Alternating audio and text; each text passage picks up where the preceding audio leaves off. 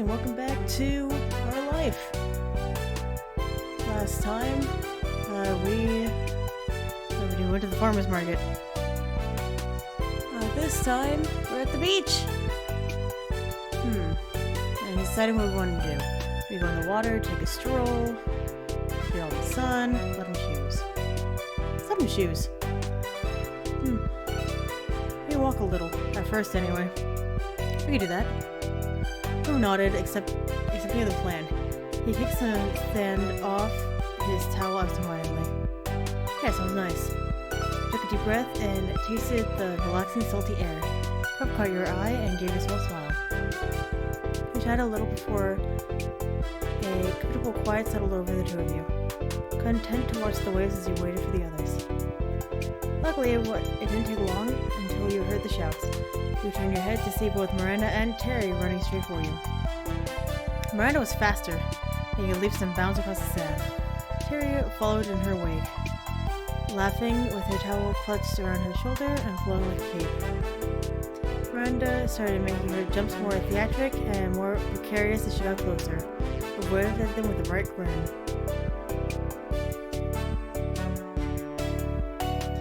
They wouldn't fall. I really hope she doesn't trip. I'm gonna mostly to Cove, but they seem to hear you anyways. Miranda giggled. Don't worry, I'm fine. With that, she made a particularly far leap and landed on one foot. She turned to a clumsy pirouette as she spun around. The two officially arrived at Cove's and yours setup, looking completely ready for the ocean adventure. They were already in the swimsuits and raring to go. Hey Terry, Miranda, welcome to our beach. Hey! Hi. Hello, hello. She beamed and Miranda nodded with a smile. Man, I'm so pumped. Yeah, I'm really glad this worked out. What have you guys been up to over here in your town, Cove, Viola? Have we missed things? Cove blinked then shrugged, when nothing he wanted to mention came to mind. So what have you been up to? The usual. Terry laughed and mentioned a few things about her own parents. Miranda brought up her family and shared some of the wild things her older brother had done. Terry then started talking about her morning and how she'd almost overslept since she had stayed up too late last night. She bounced on her feet as she spoke. But don't worry about me being tired today. You know I ran on less back during school. Miranda filled in the group about her morning. Apparently everything had gone smoothly. Met up with Terry on the way here, and you knew the rest. Cove offered a suggestion to the girls. Hey, let's walk where we catch up. Oh yeah, definitely.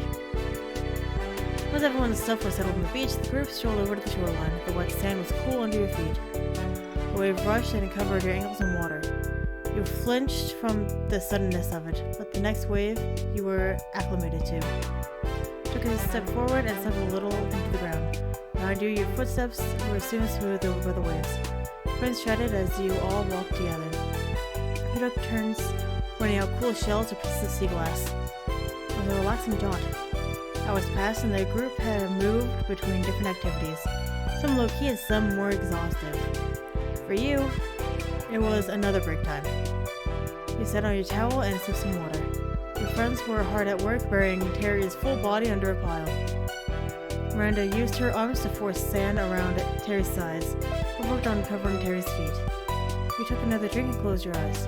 Eventually a shadow passed over you, dampening the light that was still notable even behind your eyelids. You checked to see Cove had joined you there. He knelt down to dig around the pile of assorted beach stuff in the middle of everyone's towel setup and pulled out the sunscreen. He took a seat next to you on the towel. He opened the bottle with a soft pop and began to reapply the cream. Hey. He ran his hands across his chest to work the sunscreen in, and you might have checked him out a little from the corner of your eye, while still sipping some water. Want me to get your back? Yeah, you could help if you want. I'd like that. Okay, I'll do it. Thanks. You scooted behind your boyfriend and reached your hand from his front so he could squeeze a small pile of sunscreen on your hand. Rub your palms together, spreading the cream out more evenly. Then began applying it softly to his shoulder blades. From there, you moved the tops of his shoulders, then over his neck, down his spine.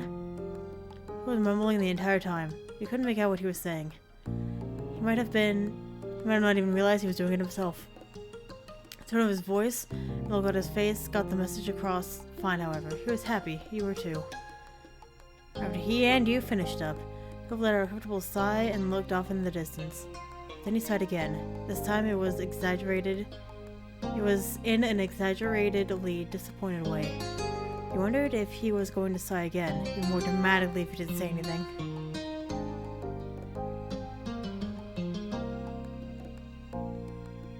What's wrong?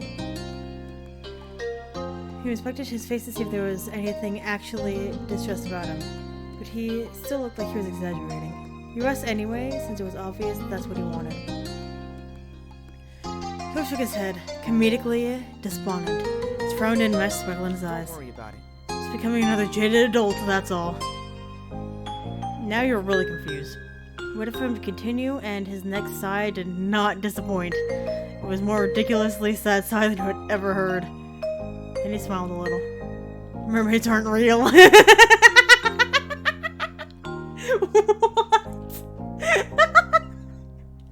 What? That had not been what you were expecting. He continued. You know how much I liked mermaids as a kid. Or merfolk as a whole. I really hoped that they were out there. I mean, The ocean's a big place, right? They could be somewhere. The older I got, the more I had to accept it. It was just like a fairy tale. He turned his head over to the waterline and the rolling waves. They crashed against the shore and then drew back. This is the perfect beach for them. It's pretty and vast and never too crowded. If merfolk did exist, we definitely would have met one by now. Or at least we would have heard of someone else seeing one, but nothing. He acted as though that result was true bafflement. Let his head hang. Gotta let go of the dream.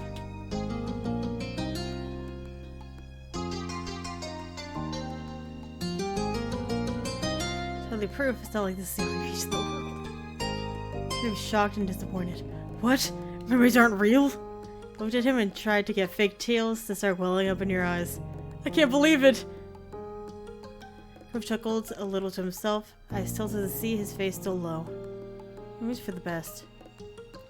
This mer person did happen to wash up on shore one day. He looked at you in a faux, doleful expression. Could have lost my girlfriend to their magical underwater world.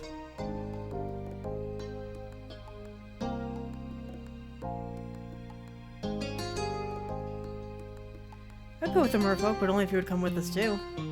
Cove grinned. He didn't expect that answer. You're a nice person, Viola. What if they didn't want me? Would you seriously stay on land? Give him a look. You meant what you had said. It would only work if the offer was for both of you. Actually, that's the right call. If a beautiful kind of mer person that falls for somebody, pretty positive, the sensible response isn't to turn around and say, no thanks, I'm gonna stay on land with a normal guy.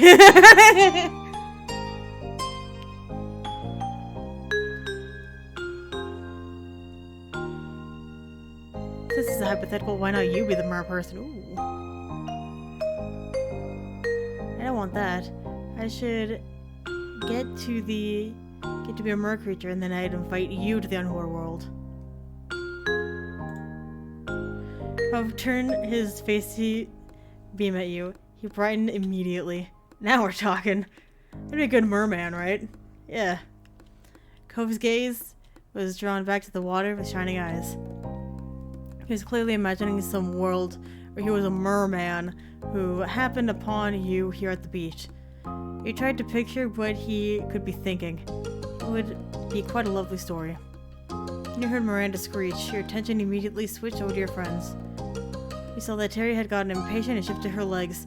The walls Miranda had been meticulously building collapsed into a wet heap of sand. She surveyed the damage critically. You have to start over on that part. Do you just want to give up on this now? No way. No way. The burial must continue. I'll try not to move anymore. Okay, for sure. Try to fix this. Miranda started to rebury her. and Terry shot a thumbs up. She realized too late that her moving her arm was a bad idea. More of the sand on her crumbled and Miranda put her head in her hands. Cove caught your eye and started to drag himself up. It was like we're needed. You agreed and followed him over to the girls. Miranda nodded at both with appreciation. The three of you did your best to finish the job. You all worked out a system of using just enough wet sand to help hold the rest together. With 3 people, it didn't take long for Terry to be entombed. Terry grinned massively and Miranda offered high fives. Wow, it was officially done. Oh yeah! Resembling the Kool-Aid Man, she kicked herself out of the ground with gusto. Sand went flying in all directions. The Terry-shaped imprint was left behind. Miranda yelled again and Cove chuckled. There probably wasn't a better way to get out of it. The 4 of you continued to have a good time. You went on a shell hunt. Miranda managed to find the biggest while you found the most colorful. Cove caught a tiny crab. You did a bit of everything. There were impromptu games to just soaking up each other's company. However, after a while, you had run out of water. Drinkable water, anyway. It was decided that you'd head to your Cove's house. Things were gathered and you started to cheerfully walk up the road. What's next? I don't have anywhere to go, so it could be whatever. Same. I guess we can keep hanging out. Terry snorted and readjusted her grip on her things. Don't sound too sure there, Cove. At this point, you could see your house. It hadn't taken you long to make the trip. The conversation continued with everyone throwing out suggestions. Are people hungry? She looked from face to face in anticipation. Cove and Miranda shrugged at the concept.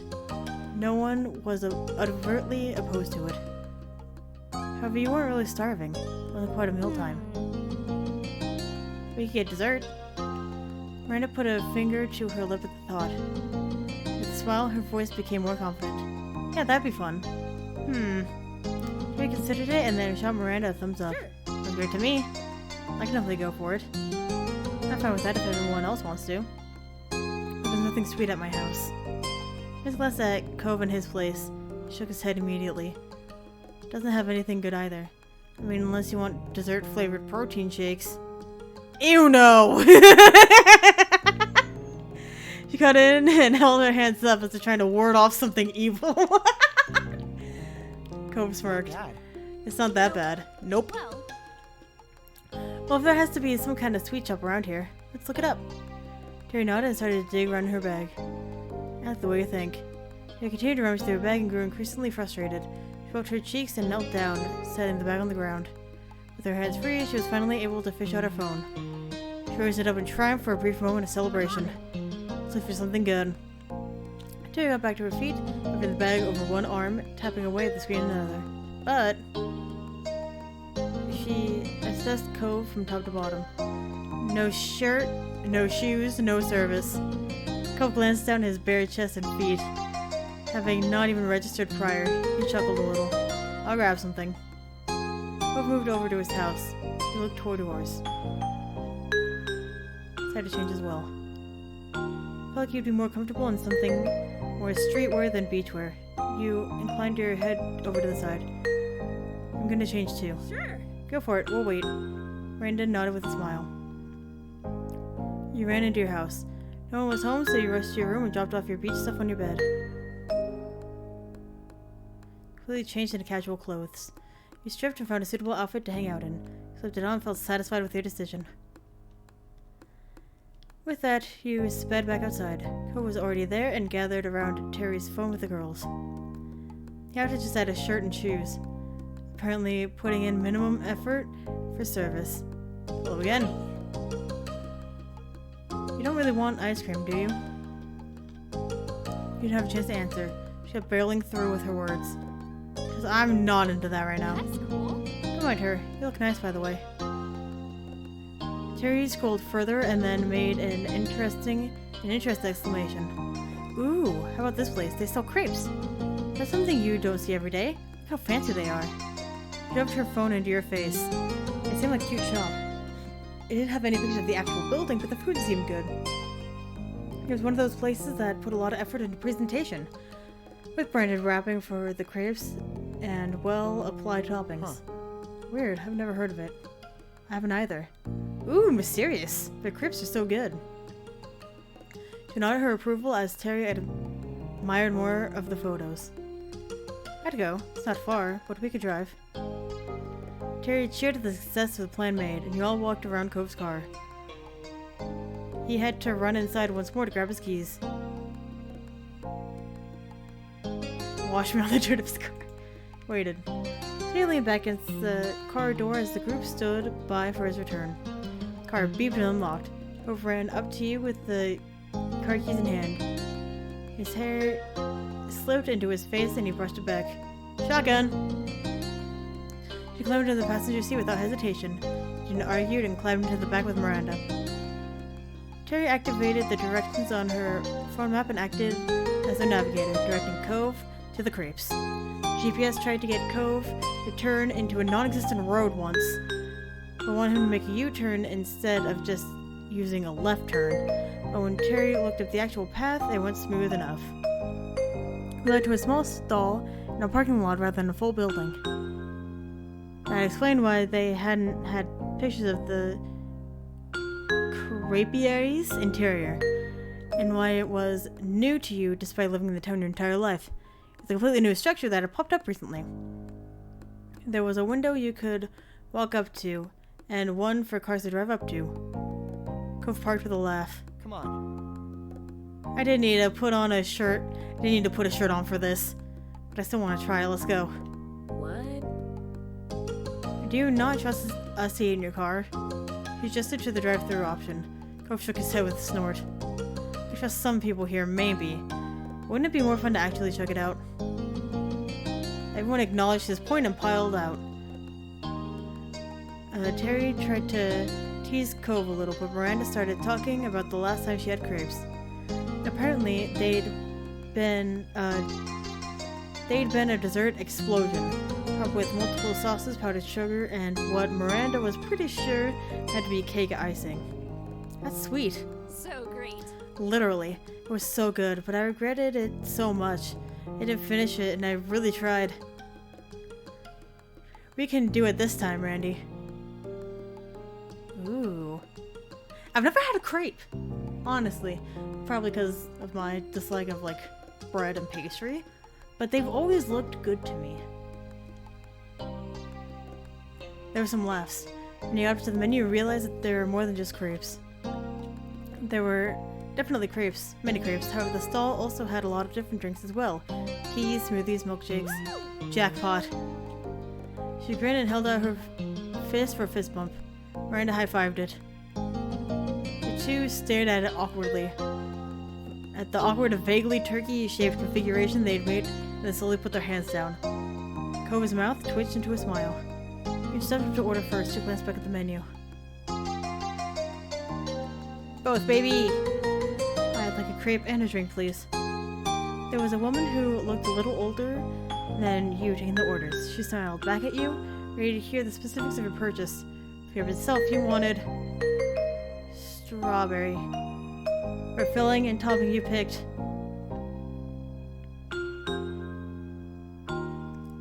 chocolate. And chocolate. After you picked the size, you were asked what you wanted to drink. You ordered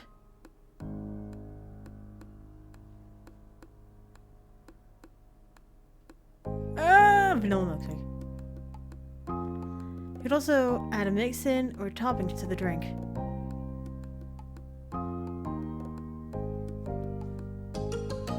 You don't want anything extra. You paid and so decided to let your friends order. Cove got a lemon crepe with powdered sugar on top, then mixed berries. He also got a plain strawberry smoothie. She went crazy with the toppings. Although she ordered a plain crepe, she had it smothered with whipped cream, cream cheese, chocolate chips, chocolate syrup, and bananas. Miranda opted for a frappe with caramel syrup and condensed milk. However, you stood off to the side as you waited for your treats. I heard what you ordered, Viola, but I'm not the only one to go for a drink and a crepe. I couldn't pick just one, and why not? Exactly, it's gonna be good.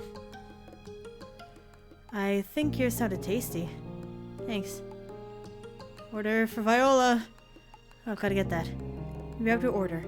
The others didn't take much time to get there. It was collected, everyone admired their treats.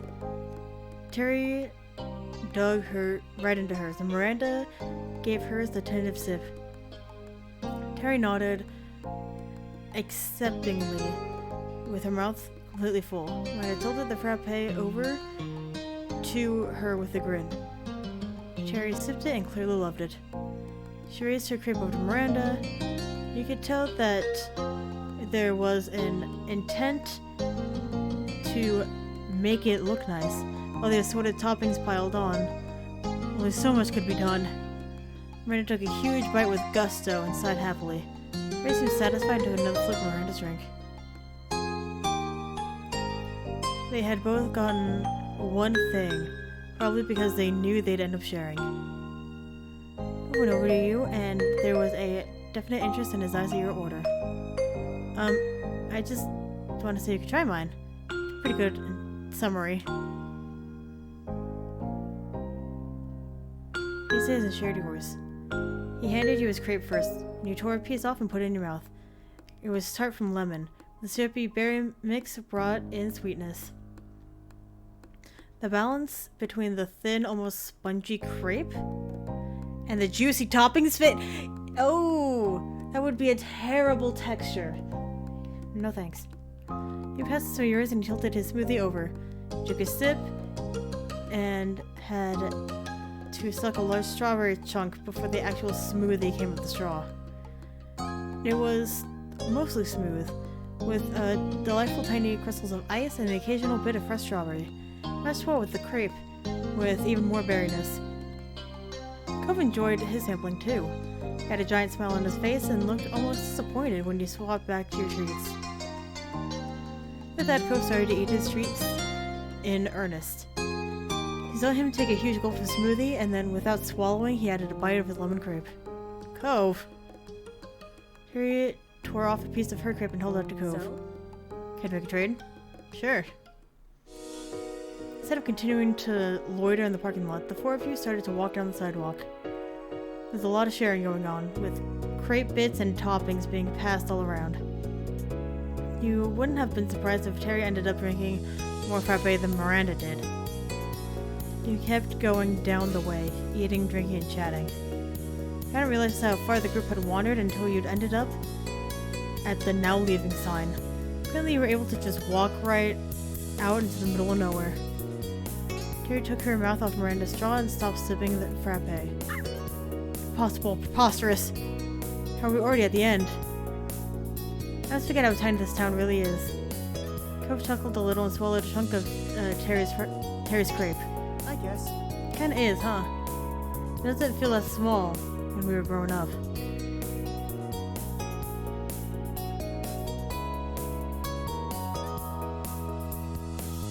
Quietly nodded along. Mustering with Cove, you gave acknowledgement to his words. Sunset Bird really did feel smaller these days.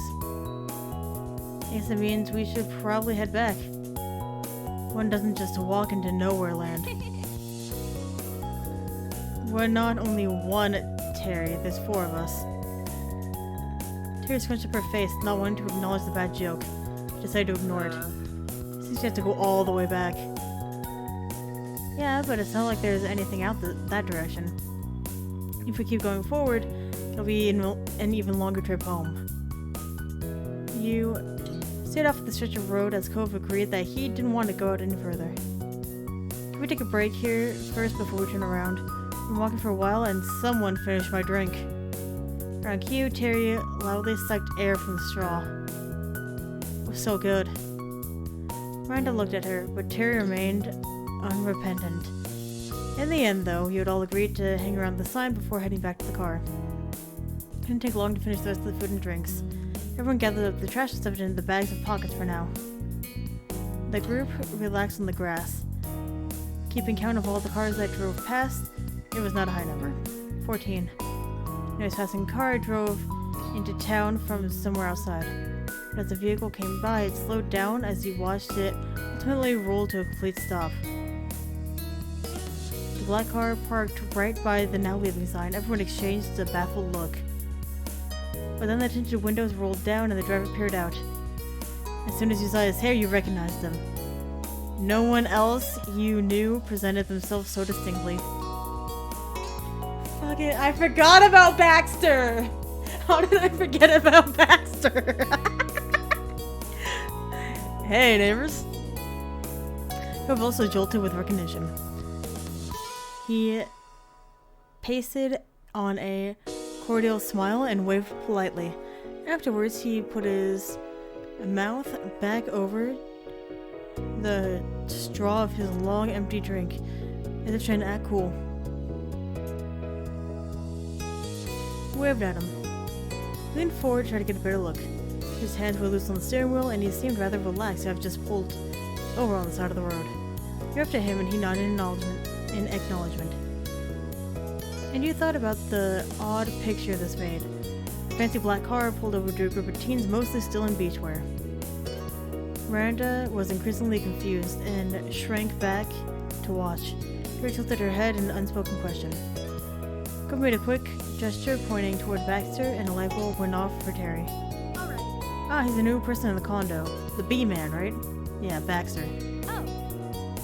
Oh, I wasn't sure if I'd actually see him. Her voice was quiet. Miranda usually got shy for new people. Terry was quite the opposite. Incredible, this is perfect. He hopped up from the grass and ran over to Baxter's car, all full of excitement. Behind her, Miranda picked herself up and dusted imaginary dirt off her clothes. She sent a searching look to you and Cove, to which Cove shrugged. Miranda nodded and, with clenched fists, hesitantly followed Terry. Terry bent down to talk to Baxter through his window. She blasted through introductions, with Miranda putting in a shy wave. Cove looked at you. He clearly had no intention of going over. So with Cove. When Cove realized you were planning to stay with him, he smiled a little. He shuffled closer and dropped his voice. Honestly, I still find it kind of hard to talk to that guy.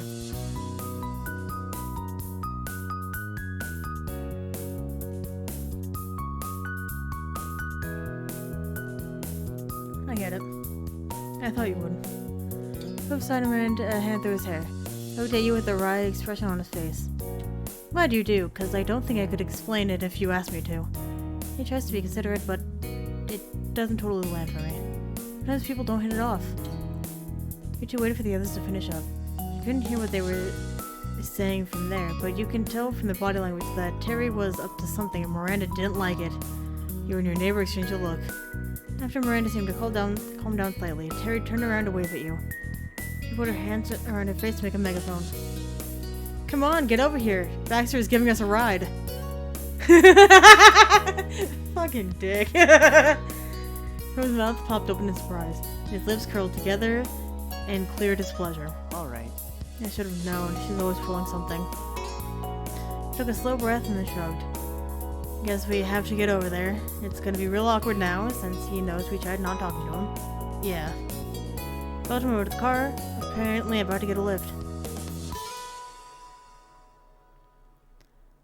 You have to get a ride. Regardless of anything else, you don't want to walk back. That's what counted, and you were grateful for Terry for arranging it. You arrived at the driver's side car door, and Baxter smiled welcomingly. Hello. Hey. Cove greeted him mildly, his expression cautious. Hi. Alrighty, plan made. Let's hop in. You silently opened the passenger side door and buckled yourself in. The car's pristine. And you were right near the new car's scented air freshener. Much had the air conditioner on cold, but low so it was pleasantly cool inside. A nice relief from the summer sun that you had been baking in all day. Prince clambered in the back. It definitely seemed a slightest bit squished back there. Does that sound alright? Ugh. Welcome to my vehicle. I hope everyone is comfortable. And if someone could point me in the right direction, we could be on our way. Terry went back to navigator mode and outlined their journey. It was basically a straight line with one turn at the end of the parking lot. Baxter nodded from up in the driver's seat and pulled back onto the road. However, the street was still dead empty. It took no time at all for Baxter to park right next to Cove's car. There wasn't even enough time for a proper conversation to start. The occupants didn't seem to mind. There were smiles all around when Baxter parked next to Cove's car. Woo! Miranda clapped quietly as Terry cheered. Cove chuckled nervously.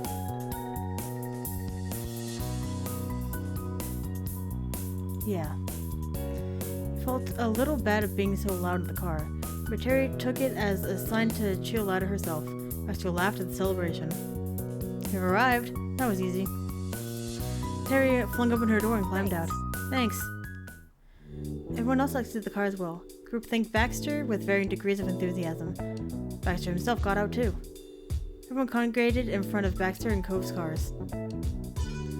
Terry bounced over to Baxter and offered her hand for a handshake. He accepted it easily with a charming grin. You're a pal.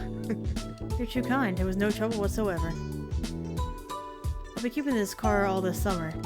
If it suits you, you're welcome to take my number and give me a ring whenever you need another ride. And that goes for everyone here. I have a car. Terry burst into laughter and Miranda fidgeted. She did not know what to do about that. Baxter really went fast, didn't he? He noticed her discomfort and swallowed the soft tilt of his head. I'd be happy to help again, but that's the only reason I offered. If you don't need it, you can pass on it. Stayed silent. When her giggles subsided, Terry put a hand on her chin with brows furrowed. I wonder. Would that option be available right now? You could valet us somewhere cool. What? Cove was taken aback. He put his hand on the hood of his car. Weren't we going back to the neighborhood? Wasn't Baxter going back to the neighborhood too?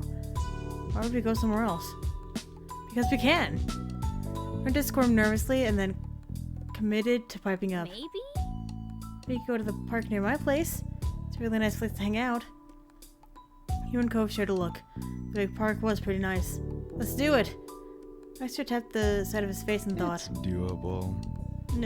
Sounds doable. He glanced at Cove and switched focus on you. Well, we have 2 cars. If some people want to go to the park, I can still take others home. But if everyone is going, it wouldn't make sense for me not to. Decided to go back to the neighborhood with Cove. I'd rather go back for now. You let the group know. Both girls frowned. Neither wanted to leave you or Cove behind. Terry especially looked troubled and started bouncing in place. It was all about us hanging out. You can't just bail. Miranda nodded and bit her lip. We don't have to go to the park. Going to the neighborhood has plenty of appeal. Could prove to be a better idea. Cove Winston shook his head. Don't worry about it. No, really, it's fine. We've done plenty of hanging out for today. If you want to go to the park, you should. Right, you can have fun with Baxter. It's okay. Okay. She didn't sound too thrilled, and Miranda patted her on the shoulders. Okay. Guess we'll see you later then? Probably. Cove smiled, and she rolled her eyes at his wishy-washy answer. He knew you'd see them again. Everyone finished saying their goodbyes, and the 3 climbed into Baxter's car. He waved. Terry waved back with both hands enthusiastically while Miranda waved like a princess from the backseat. Before Baxter drove off, he inclined his head to you and Cove, and Baxter rolled down his window. See you. Have a safe journey back. I'll see you around the neighborhood. Baxter started to pull out of the parking lot, and Cove waved them off, stepping forward as they pulled away. And it was just you and Cove left in the parking lot. He rubbed his hands together for a moment and unlocked his car. You got into the shotgun seat this time. Cove took his place at the wheel, put his keys in the ignition, and turned to you. I had a feeling you wouldn't want to go.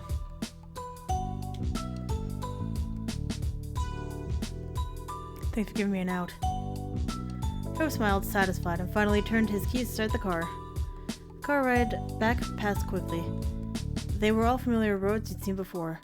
Soon, you returned to the comfort of your own neighborhood. Cove pulled in and parked.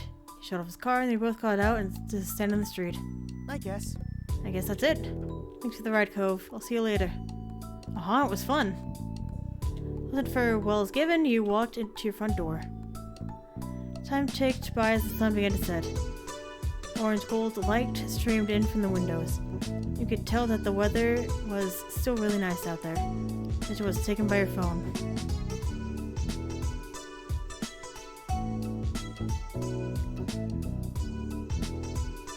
Saw right away as your phone was in your hand. At the top of the screen, a little alert told you had a new message. Well, we're gonna see fireworks. Do you want to come? Oh. And Terry texted Cove. He said he'll be there. After their trip start by hanging out at the park and end in finding some previously unknown fireworks spectacle. It's definitely news to you. Fireworks?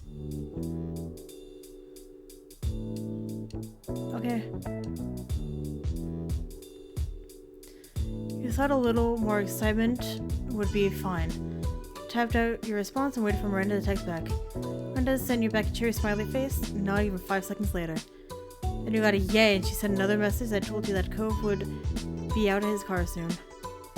Quickly got yourself ready and headed out into the world once more. On your way you got a message from Cove that you were coming. Texted you back saying he was already outside. As promised, Cove was waiting by his car. He hadn't bothered to change at all. He was quite comfortable going around in swim shorts. He lifted his phone to his pocket and waved you over. Without needing to say a thing, you got into the shotgun seat. Cove looked over to you from the driver's seat and smirked as he started up the car. Here we go again. Yeah. He pulled up out into the road and raced toward the city as the sun continued to sink below the horizon. When city lights sparkled around you, Cove started looking for parking spots. It had been a smooth drive, but unfortunately the parking was a task. He tried to text Miranda to see where they had parked, but she admitted that there hadn't been any openings around there. She had gotten lucky with one single spot. Cove had to drive around a few blocks, but finally you spotted something. He pulled in and parked, feeling a little triumphant, as if he had won an actual prize.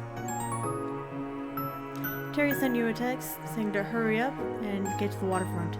Miranda attached a helpful photo to where they were. He pointed the way to Cove, and the two of you jogged around the bend and then down the brick-lined walkway. Eventually saw 3 silhouettes in the distance. Started to wave and yell. One of them jumped in place with her arms going back and forth. It had to be your friends. Rushed over to them. Miranda and Terry ran up to meet you halfway, with faces full of smiles. Hey! We missed you! Buddies! I knew this day wasn't over for us. Hey. Hi. Meister had stepped up at some point. He ran a hand through his hair, trying not to interrupt the reunion. Hello? Hey. He gave him a nod.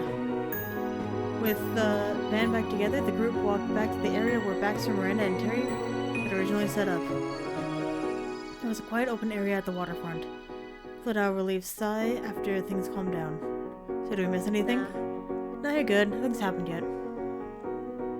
I think it's gonna start really soon, though. What are those fireworks even for? Well, she smiled a big grin at Miranda. Randy talked about watching fireworks at the park, and that reminded me of how there's a big company having an event tonight. Right, they were gonna have fireworks.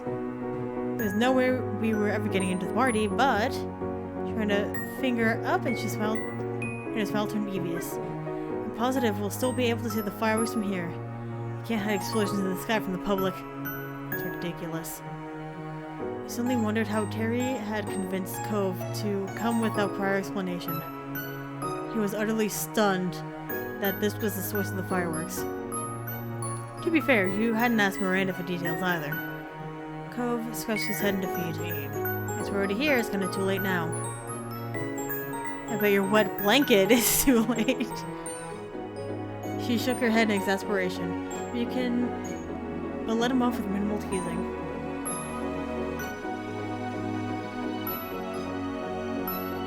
Well, never thought how helpless the fireworks would be. I had no idea what the fireworks were even supposed to be. For all you know, it'd be right in front of your face and way too loud. Or alternatively, the fireworks might be too far in the distance to see clearly, hidden behind the tall building in the skyline. And that might ruin everyone's fun. Terry led Miranda to sit down on the oval slabs along the path. Miranda took a seat and began tapping her knees together as she waited. Terry, meanwhile, crouched more than sat. Baxter flashed an unreadable smile at you and Cove, and then took a spot next to the girls. Cove seemed surprised, then looked over his shoulder to watch him begin to chat with Terry. I think. He's trying not to upset us. Whether he left to make Cove and you more comfortable, wanted to escape the potential awkwardness, or if he really just wanted to hit it off with the girls earlier, was no one's guess. That's nice. The thing seemed to strike Cove as he unsuccessfully tried to hide a smile. His monster in swimsuits. Running beachwear in the middle of the city, in the dark, waiting for a fireworks show was clearly a joke of the day for him. Cove snorted once and then looked back up at the sky. Ooh. A flash lit up the sky in a brilliant green. Our eyes flew over to the building in the distance and silently watched with bated breath. We heard a second boom and a red firework lit up the night. Ooh, the show's starting! It's so pretty. They're coming over to get closer, positively beaming. Terry pressed herself to the waterfront fence, getting as close as physically possible without just going swimming again. Baxter followed a few steps behind. His mouth hung open at the sight for a moment until he caught himself and once again shifted to pleasantly composed. More fireworks went off, shooting out hundreds of tiny sparkling lights. The colors stood out starkly against the dark of the night. The biggest ones watched the surroundings in their hue. From your world of blue, then red, then golden. Did I deliver or did I deliver? Brenda's eyes glittered, and she lightly bumped Terry with her hip. Good job. Terry stumbled at the friendly nudge, but was pleased with the compliment. I will learn how to read. I will learn at some point how to read. She grinned back. Miranda lightly swung her hips the opposite way to give you a bump as well. It was friendly and soft. We did it. He smiled at her and nodded.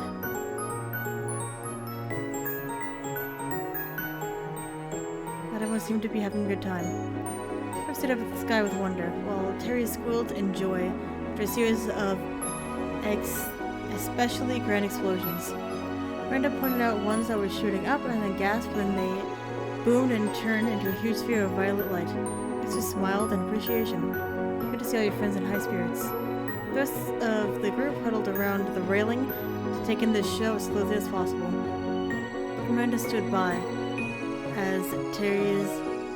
close by, Terry's hands gripping the top. Cove laid his arms across it while leaning forward, and Baxter rested his elbows on the rail, putting his back toward the fireworks. He seemed to have more fun watching the others than the actual show. Ooh. She pointed at the golden firework and beamed. Ah, it's so cool. Terry held a hand up for a high five, and Miranda obliged her. Terry whooped and shot you a smile. What color do you think the next one will be? While giving Baxter a glance, Cove answered immediately. Green. It was orange. Baxter chuckled, but wasn't interested in calling Cove out for being wrong. Is that your favorite color? Green? That's It's one of them. I think it's nice. It matches you. And yours is black? That's one of them. Cove smirked just a little and left the conversation there.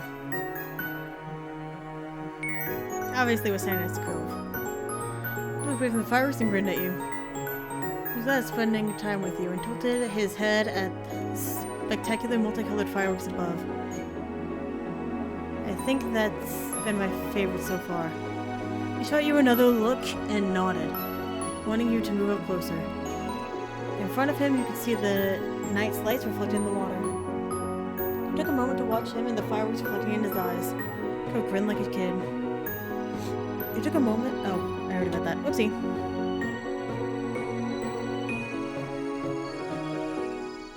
Stood by him. He smiled at you, content with your closeness. You stood beside him at a comfortable distance and noticed how Cove paid more attention to you than the actual fireworks. His gaze shifted from the show of dazzling lights straight at you, and he sighed dreamily. You didn't know when you last seemed so blissful. Literally like 2 episodes ago. The spectacle continued to up to ante and bringing more fireworks out at a time. The colors danced across the sky and reflected over the water. You reached out a hand and watched it as it tinted green with a big boom sound. Fireworks were a normal summer tradition, but this was admittedly an unconventional approach. Showing up in a city last minute to watch a display that was technically a private event, that made this feel special in a way that just planning to go to a public fireworks show never would. Terry's idea may not have left you with a lot of time to prepare, but it led to a unique situation. It was clear that this was an unforgettable night. As the finale sounded, blazing the sky with unbelievable beauty, you remembered thinking that there might never be a night exactly like this again. Not for the rest of your life. Plan to hold on to these feelings you had in the moment for as long as you could. And we're done with step 3! What's gonna happen now? That summer ended. Wallace bounced against your window, attracted by the light of your room. A siren call in the slowly darkening sky. As the day was coming to an end, so too would summer. This would be moving back to the dorms before long. Luckily, Lee had been able to come safe for a short trip before her own new journey began. She'd officially been accepted to her first choice college a few weeks ago, so her last chance to see you all in person for...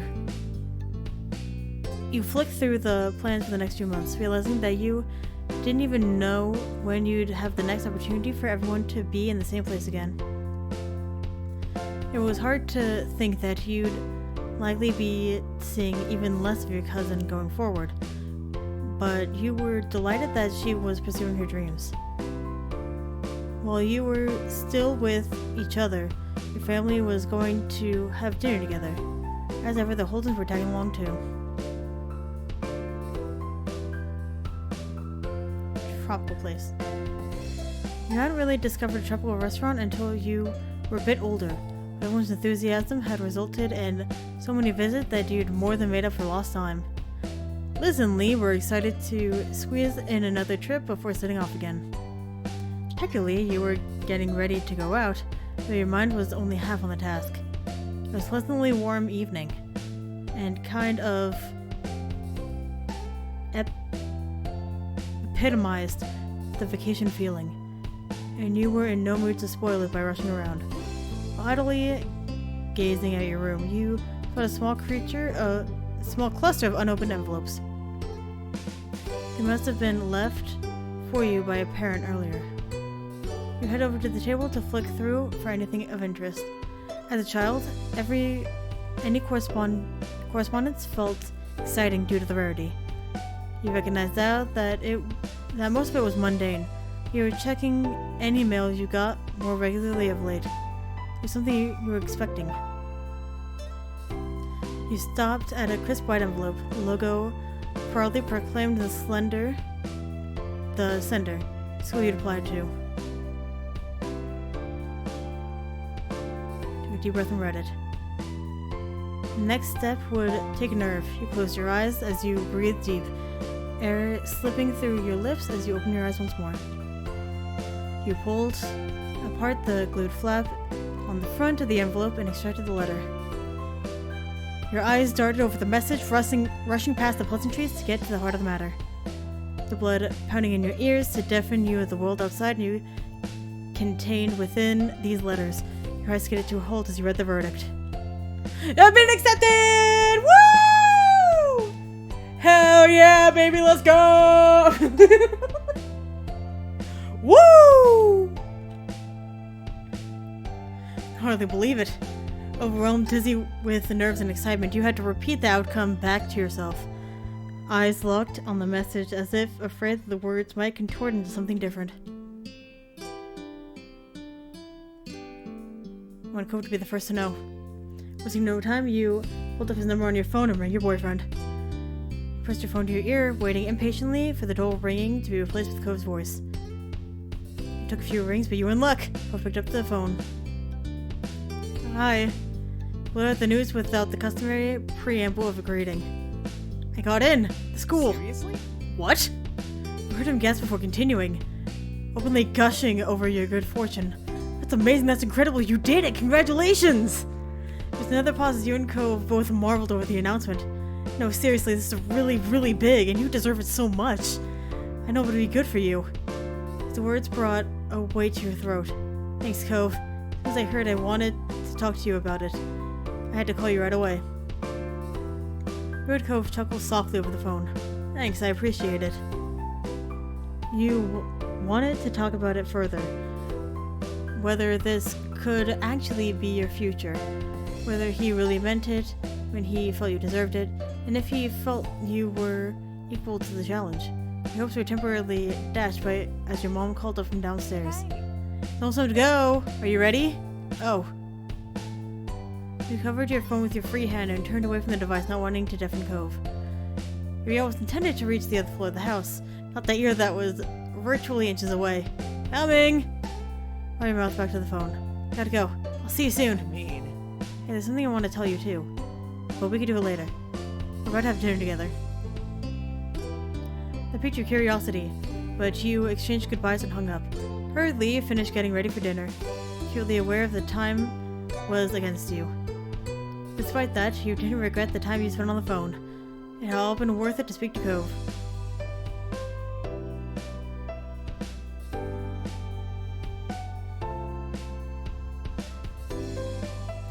Tell your family.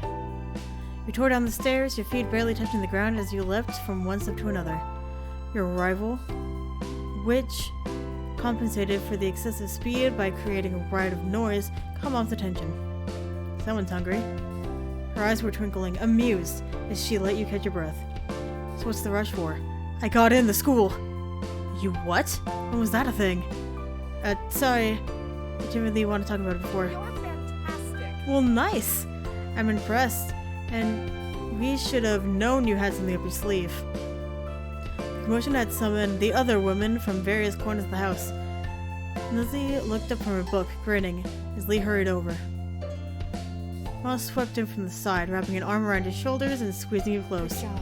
That's a wonderful, sweetie. Hey, let me in on the hug. She wrapped her arms around both of you without waiting for an invitation. Liz, her book neatly abandoned on the floor, tapped her hands in applause as she walked up to you. Good job. She didn't hide her excitement, openly jumping for joy as she treated you to a thunderous applause. Seriously? That's amazing! We're gonna be amazing. It's nice, but you shouldn't just stand there. Yeah, there's room for everyone. Your moms opened up the hug, both keeping an arm around you as they each held out the invitation to Liz and Leon. Giggling, Lee dove into the hug. Liz rolled her eyes but allowed herself to be beckoned into the group hug. Your mom squeezed everyone together tightly. Mom's long hair brushed against your face as she turned to check the clock. Let's go. We could take this party on the road. We gotta head to dinner soon. Nodding, you're aware that your attempts to finish getting ready had been cast aside in favor of congratulating you. We have to do a couple more things first. It won't take long. You heard back upstairs. Though getting ready to go out was the issue at hand, you couldn't stop your thoughts from drifting back to the future. Your mind was buzzing over the news you'd received and everything that would soon unfurl. Everyone piled into the car. While it was marketed as being suitable to hold 5 people, in practice it made for a really tight fit. Your mom sitting in the front were fine. You, Liz, and Lee were squished in the back. Lee was in the middle, wedged between you and your sister. But Mom was an excellent timekeeper. Thanks to her efforts, you pulled up near the restaurant on time. The process of getting out of the car seemed easier than squeezing into it, with much less contortion required to release seatbelts than to secure them. You gave Lee a hand, and she clambered out up from the middle seat, then headed into the building as a group. Roy greeted you as you entered. Mom let him know how many there were in total, and he went to arrange the table to meet your needs. He returned promptly to guide you to your seats. You perched comfortably in your chair, your head held aloft as if buoyed by today's good fortune. Your family settled down near you, all cheerful and looking forward to the evening ahead. Your drinks order had been taken when the Holdens came through the door. They were pointed in your direction, though with Mom waving an arm in the air, it was hardly necessary. When Mr. Holden came to join you at the table. As greetings were exchanged, Cove took a seat opposite of you, had been left empty by unspoken acknowledgement that you and Cove had been wanting to sit together. Mr. Holden sat beside him. Hi. It's great to see you. Why do you make it? Hello, everyone. You wouldn't believe how hungry I am. You came to the right place, then. There was some laughter, though Liz groaned playfully, shaking her head at Mom's sense of humor. Growing up, she'd have complained, and Mom would have responded by making another comment. Liz had mellowed over the years, but she still made a show of despairing at Mom's jokes. Her reaction to them had become a joke in and of itself. Menus were soon passed around, and a temporary hush fell over the table as everyone read. It wasn't long, punctured by comments about what people had eaten here before and light chatter about what people were considering tonight. Once the waiter had disappeared with the orders, Cliff piped up. Okay. So, I got some good news. Kara's making a trip out here tomorrow. Cove nodded, turning from his father to the rest of the table. Yeah, we talked about it and figured it was a good time for everyone. Very nice. That's great! Everyone reacted positively to the news, though Mom looked wistful. If only we'd known. Here we are having a big meal without her. If we waited one day, she could have joined us. Mom patted Ma on the back, gently nudging her from the realm of possibilities and what-ifs to back to the evening that had been going so well. Chin up. Lee and Liz will still be here tomorrow. We'll just have to throw another get-together and keep the fun train chugging along. Ma smiled warmly, taking Mom's hand in hers. That's true.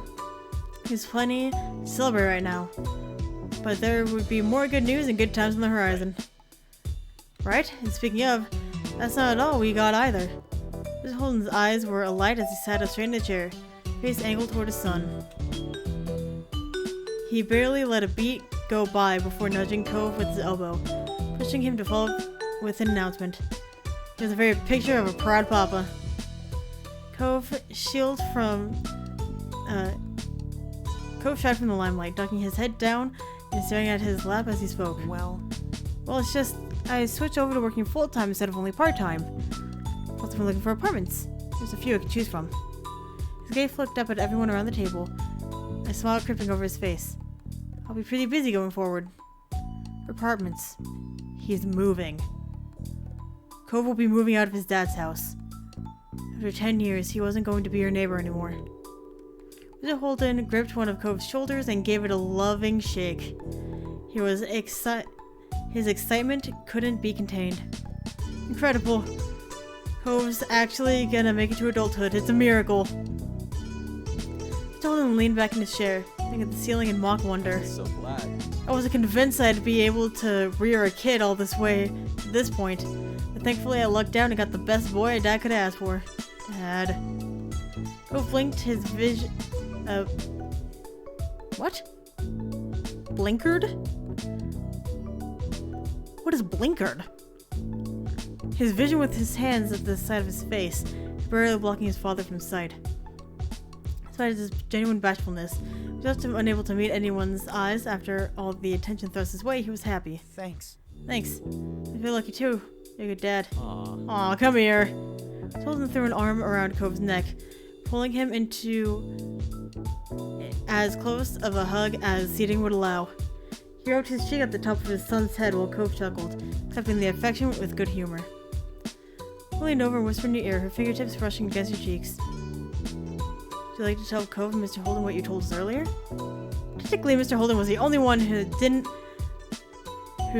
actually know this, but your mom didn't find out about your call with Cove. Nodded. Your mouth was parched, your tongue sandpaper against the roof of your mouth. Though you took a sip of your drink, the relief was short-lived. There's something I'd like to mention too, if that's okay. Of course! I got my acceptance letter today. I'll be going to college soon. Someone gave you a thumbs up. Good kid. Impressive! You're a good kid. The world's your oyster. Cove grinned at you from across the table. You're still very pleased for you, despite not being the first time you heard about it. You looked around at the face of the company here. You'd been on this journey with everyone here in the years. Seen them falter and grow, and they had watched you go through the same. Now that you're streaking out on a new path. Cove was leaving his family house. Liz was heading back to college, while Lee was starting at hers. You were all heading in different directions, to different destinations. Some near and some far. But it wouldn't be long until you were all going your own way. It was bittersweet. You turned your head to the side, wistful, not wanting to spoil the evening with your troubles. You were glad that everyone was succeeding, but the idea of splitting up gave you a twinge of regret. These people were key pillars in your life. Days ahead without them, no matter how bright and shiny, felt a little empty, like a theme park after closing time. I might fill with the bitter part. Cove brought some attention to himself by clearing his throat and a small interjection. I'm gonna stretch my legs while we're waiting for the food and everything. Sure. Sure thing, bud. With a tiny smile, he nodded at his dad, but the lightness of his expression faded when he moved to your face. Wanna come?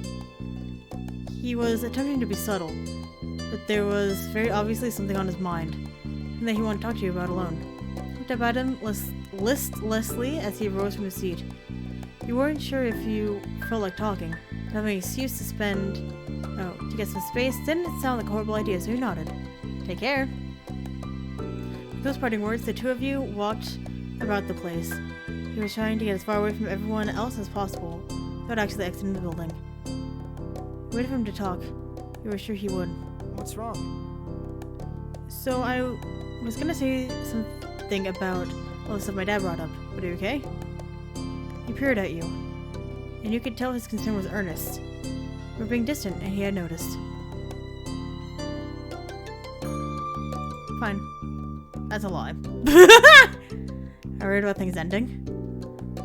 He continued to look deeply into your eyes. All you could focus on was the aqua blue of his iris, the concerned crinkle of his eyelids. You know, I'm anxious about it too. What do you think, Cove? I was harsh and upset. No, that's not what I wanted! Beck. Yes, of course. Why wouldn't I worry about it? I don't like that you won't be there anymore. Or at least not like before. I won't be able to just walk across the street to find you, or run to the beach with you whenever it's nice out.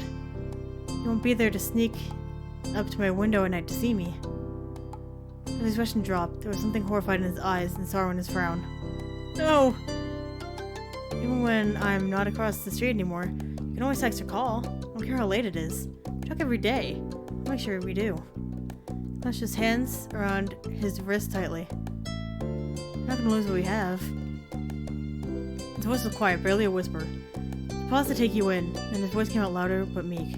It really matters to me, a lot, more than anything else. There was steel in his eyes, a rare firmness that you didn't see from Cove often. You continued to feel upset.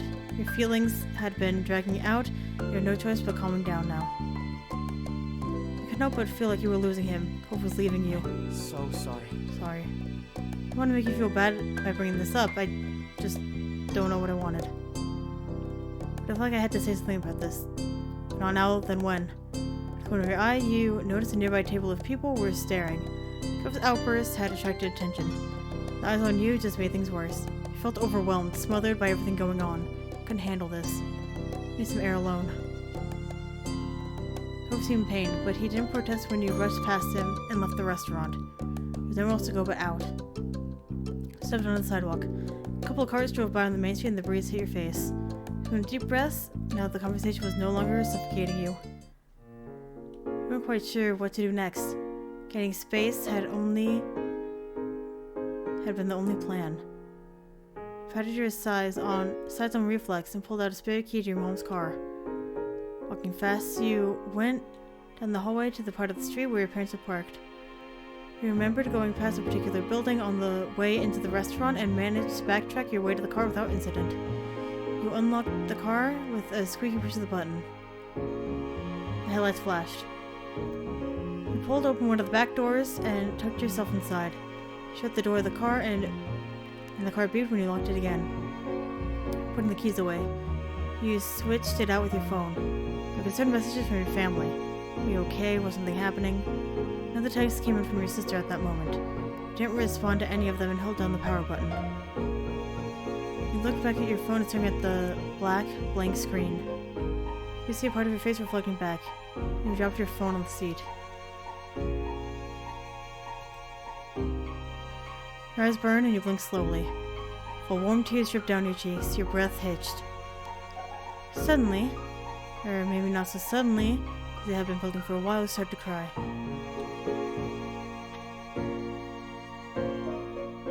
You try to distract yourself. Position yourself so that you lounge across the backseat. You stared up at the car's ceiling.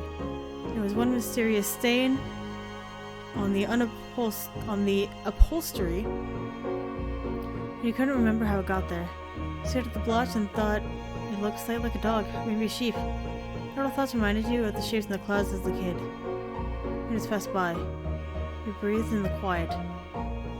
The car started to get warm. You didn't feel like turning it on to get the AC going or roll down the windows.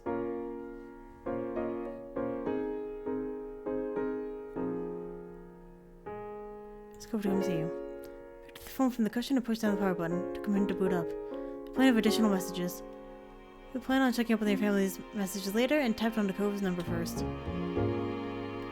You knew that you didn't actually want to be away from Cove. Sure, you need some space, but that could only last so long before you wanted him to be with you once more. You come here? I'm at Mom's car. Trace it back quickly, almost instantly. Okay. And I think I'm going to end the episode here. Sorry about that. It's getting just a little late. So thank you very much for watching, and hopefully, I'll see you later.